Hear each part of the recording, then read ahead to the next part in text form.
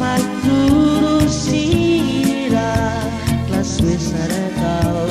nakakatingin Oto kung ara-aray E ata ako subes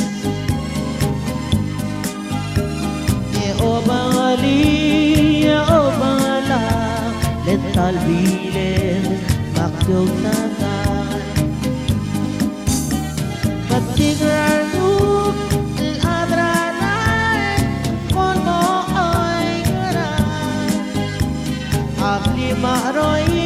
demo ewen Makmalak, aling akaleko Algodil ka, amegoy ka Palaktik yung nanyaw nure Ang bol basuma ityadan niya Alaksan kuri